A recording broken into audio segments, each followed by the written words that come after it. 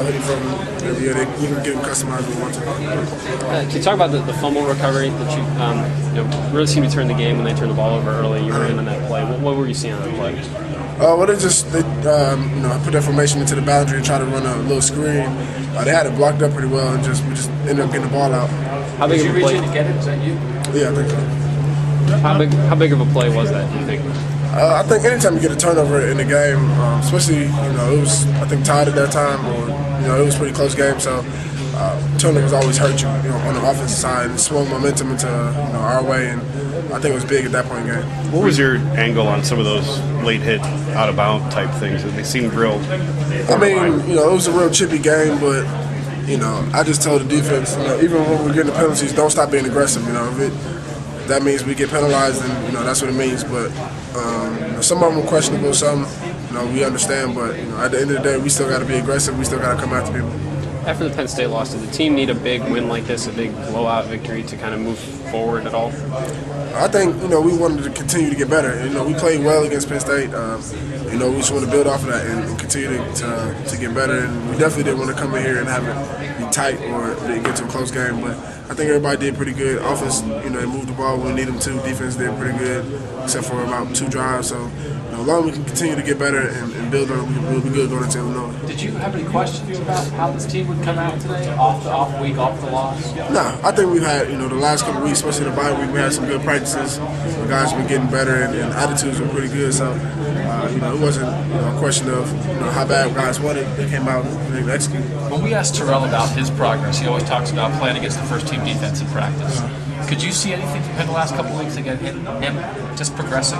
Yeah, I mean, you can see it in the game. You this week, he's making more throws down the field. He's, making plays, definitely with his legs, and he's still buying time. He's getting better every week, and you see it in practice. And he's getting calmer. He's getting more comfortable with the offense, and he just keeps getting better. Is you guys prepared for both their quarterbacks the whole week? Were you surprised that Boucher ended up not playing at all?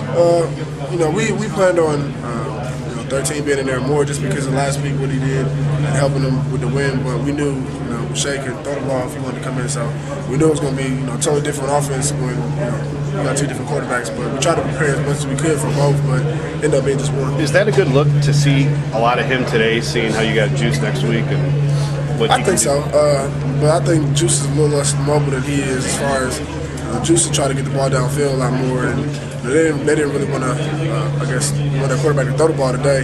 All their throws were control passes and screens, things like that. But Juice has the ability to throw it downfield and make some plays with his receivers. Did you adjust anything defensively after the first drive, or did you guys just do the same thing better? We did adjust. We wanted the first drive. We wanted to come out and see what they were doing, see what they were going to try to do with the quarterback situation. And once we settled in, with that and got a beat on what they were trying to do, we just pretty much just did one thing basically. Malcolm, how much did you need a win just to bounce back and start November the way? Because this is a pretty good November football team. Oh yeah, I mean, Tressel, he loves when November comes around. The best teams always play well in November, and we gotta get these last couple games, and just to get a win. Period. The season isn't over. We're still trying to get as many wins as possible, play as best as we can, and I think today was big for him. Defense was pretty active against that quarterback who ran 29 times. I mean, we knew he was going to run the ball. He helped them out last year.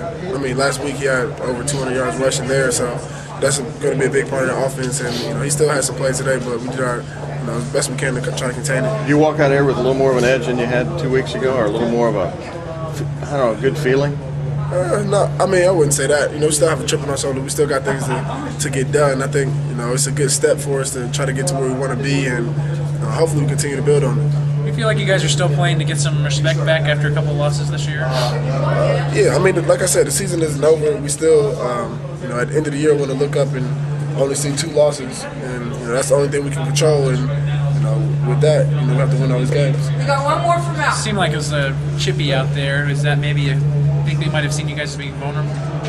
No, I think it was just guys ready to compete. They knew they came into the game, wanting to win and wanted to play hard at home, and we came into the game, with the same attitude, playing hard in the away game. And whenever you got people trying to compete, things like that, it might get a little chippy. And you like it like that? I love